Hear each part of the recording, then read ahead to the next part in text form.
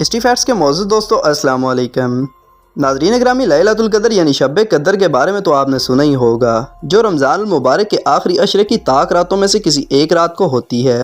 قرآن مجید میں اس رات کی عبادت کو 1000 مہینوں سے افضل بتلایا گیا ہے۔ ناظرین گرامی، آج کی ویڈیو میں ہم آپ کو بتانے جا رہے ہیں اس رات کے بارے میں حضور پاک صلی اللہ علیہ وسلم کی 5 احادیث کے بارے میں، جن کو سننے کے بعد آپ اس رات کی عبادت پوری زندگی نہیں چھوڑیں گے۔ جبکہ ویڈیو کے شروع میں آپ کو بتائیں گے قرآن مجید میں اس آیت کے نزول کے بارے میں۔ ناظرین گرامی، قرآن مجید میں اس رات کو 1000 مہینوں سے افضل بتلایا گیا ہے۔ 1000 مہینے 83 برس 4 ماہ کے ہوتے ہیں۔ خوش نصیب ہے وہ شخص جس کو اس رات کی عبادت نصیب ہو جائے، کہ جو شخص اس رات کو عبادت میں گزار دے، اس نے گویا 83 برس 4 ماہ سے زیادہ زمانے کو عبادت میں گزار دیا، اور اس کی زیادتی کا حال معلوم نہیں کہ 1000 مہینے سے کتنے ماہ زیادہ افضل ہے۔ اللہ جل شانہ کا حقیقتاً بہت ہی بڑا انعام ہے کہ قدردانوں کے لیے ایک بے نہایت نعمت مرحمت فرمائی۔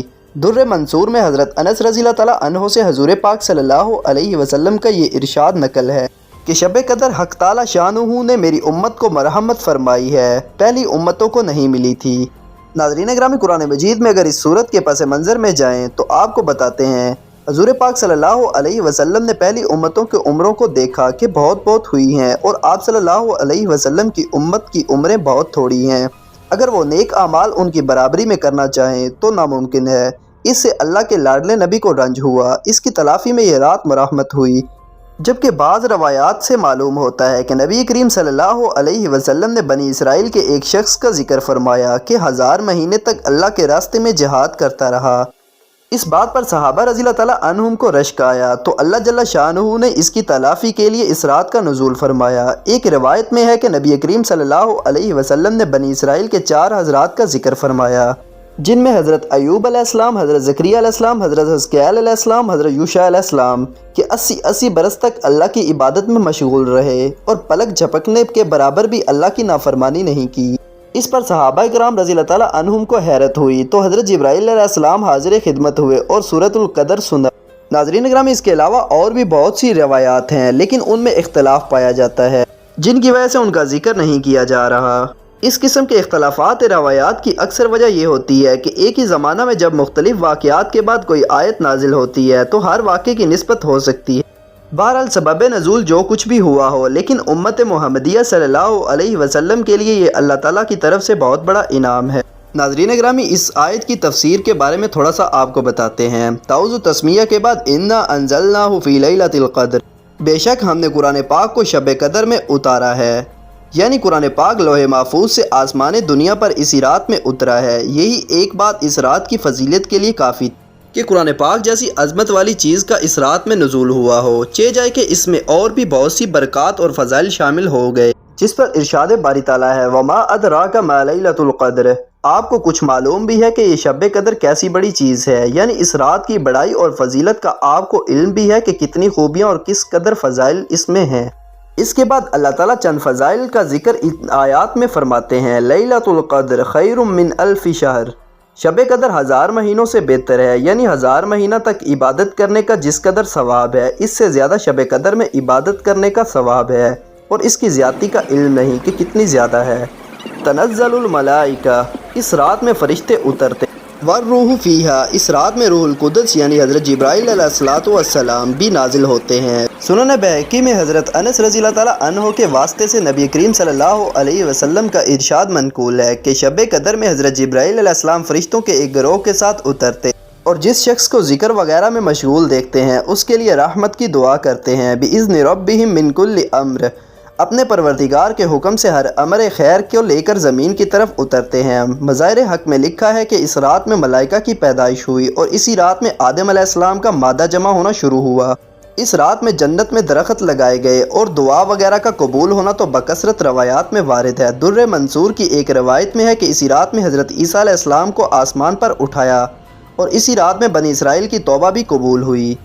سلام ان کا معنی ہے وہ رات سراپا سلام ہے، یعنی تمام رات ملائکہ کی طرف سے مومنین پر سلام ہوتا رہتا ہے کہ ایک فوج آتی ہے دوسری جاتی ہے، جیسا کہ بعض روایات میں اس کی تصریح یا مراد واضح ہے کہ یہ رات سراپا سلامتی ہے، شر و فساد وغیرہ سے امن میں یہ حتیٰ مطلع الفجر، وہ رات طلوع فجر تک رہتی ہے، یعنی اپنی برکات کے ساتھ طلوع فجر تک رہتی ہے۔ یہ نہیں کہ رات کے کسی خاص حصہ میں یہ برکت ہو، کسی میں نہ ہو، بلکہ صبح ہونے تک اس کا ظہور باقی رہتا ہے۔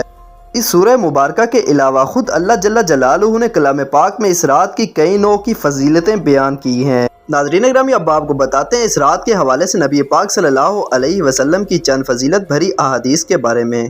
نبی کریم صلی اللہ علیہ وسلم کا ارشاد ہے، جو شخص لیلۃ القدر میں ایمان کے ساتھ اور ثواب کی نیت سے عبادت کے لیے کھڑا ہو، اس کے پچھلے تمام گناہ معاف کر دیے جاتے ہیں۔ یہ حدیث بخاری شریف سے لی گئی ہے۔ حدیث نمبر 2 آپ کو بتاتے ہیں، حضرت انس رضی اللہ تعالیٰ عنہ کہتے ہیں کہ ایک مرتبہ رمضان المبارک کا مہینہ آیا تو حضور اکرم صلی اللہ علیہ وسلم نے فرمایا کہ تمہارے اوپر ایک مہینہ آیا ہے جس میں ایک رات ہے جو 1000 مہینوں سے افضل ہے۔ جو شخص اس رات سے محروم رہ گیا گویا کہ ساری خیر سے محروم رہ گیا، اور اس کی بھلائی سے محروم نہیں رہتا مگر وہ شخص جو حقیقتاً محروم ہی ہے۔ یہ حدیث مبارکہ مشکات شریف سے ہے۔ حدیث نمبر 3 کے بارے میں آپ کو بتاتے ہیں، نبی کریم صلی اللہ علیہ وسلم کا ارشاد مبارک ہے کہ شب قدر میں حضرت جبرائیل علیہ السلام ملائکہ کی ایک جماعت کے ساتھ آتے ہیں اور اس شخص کے لیے جو کھڑے یا بیٹھے اللہ کا ذکر کر رہا ہو، یعنی عبادات میں مشغول ہو، دعائے رحمت کرتے ہیں۔ جب عید الفطر کا دن ہوتا ہے تو حق تعالیٰ جل جلالہ اپنے فرشتوں کے سامنے بندوں کی عبادتوں پر فخر فرماتے ہیں اور ان سے دریافت فرماتے ہیں کہ اے فرشتوں، اس مزدور کو جو اپنی خدمت پوری ادا کر دے کیا بدلہ ہے؟ وہ عرض کرتے ہیں کہ اے ہمارے رب، اس کا بدلہ یہی ہے کہ اس کی اجرت پوری دی جائے۔ تو ارشاد باری تعالیٰ ہوتا ہے کہ فرشتوں، میرے غلاموں نے اور باندیوں نے میرے فریضہ کو پورا کر دیا، پھر دعا کے ساتھ چلاتے ہوئے نکلے ہیں، یعنی عیدگاہ کی طرف۔ میری عزت کی قسم، میرے جلال کی قسم، میری بخشش کی قسم، میری علو شان کی قسم، میری بلندی مرتبے کی قسم، میں ان لوگوں کی دعا ضرور قبول کروں گا۔ پھر ان لوگوں کو خطاب فرما کر ارشاد ہوتا ہے کہ جاؤ، تمہارے گناہ معاف کر دیے گئے ہیں اور تمہاری برائیوں کو نیکیوں سے بدل دیا گیا ہے۔ بس یہ لوگ عیدگاہ سے ایسے حال میں لوٹتے ہیں کہ ان کے گناہ معاف ہو چکے ہوتے ہیں۔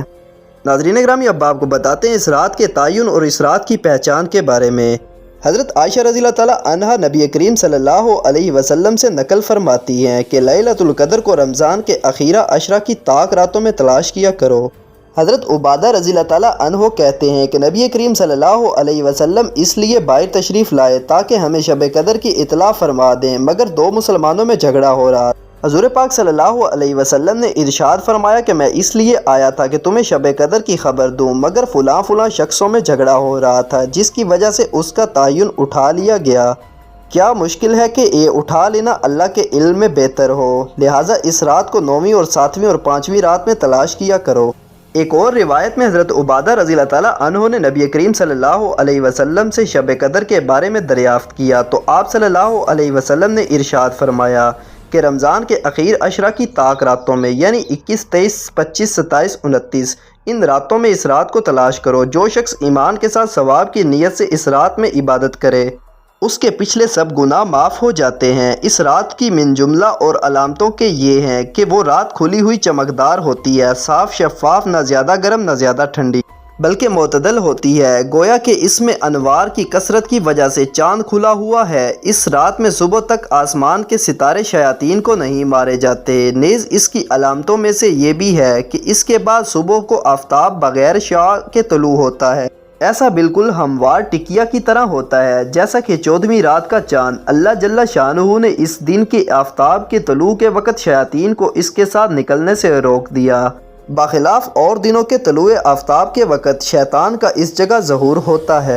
حضرت عائشہ رضی اللہ تعالیٰ عنہا فرماتی ہیں کہ حضور پاک صلی اللہ علیہ وسلم سے پوچھا کہ یا رسول اللہ، اگر مجھے شب قدر کا پتہ چل جاوے تو کیا دعا مانگوں؟ حضور پاک صلی اللہ علیہ وسلم نے فرمایا، اللہم انک عفو تحب العفو فاعف عنی، جس کا ترجمہ یہ ہے کہ اے اللہ، تو بے شک معاف کرنے والا ہے اور پسند کرتا ہے معاف کرنے کو، پس معاف فرما دے مجھ سے بھی۔ ناظرین گرامی، یہ انتہائی جامع دعا ہے کہ اللہ تعالیٰ اپنے لطف و کرم سے آخرت کے مطالبے سے معاف فرما دیں، تو اس سے بڑھ کر اور ہمیں کیا چاہیے؟ اللہ تعالیٰ سے دعا ہے کہ اللہ تعالیٰ ہمیں اپنی عبادت کرنے کی توفیق عطا فرمائے۔ ناظرین گرامی، یہ تھی ہماری آج کی ویڈیو۔ اگر آپ کو ویڈیو اچھی لگی ہو تو اس کو لائک اور شیئر، جبکہ چینل کو سبسکرائب کر دیجیے گا۔ آپ سے جلد ملاقات ہوگی کسی نئی معلوماتی اور تاریخی ویڈیو کے ساتھ۔ اللہ حافظ۔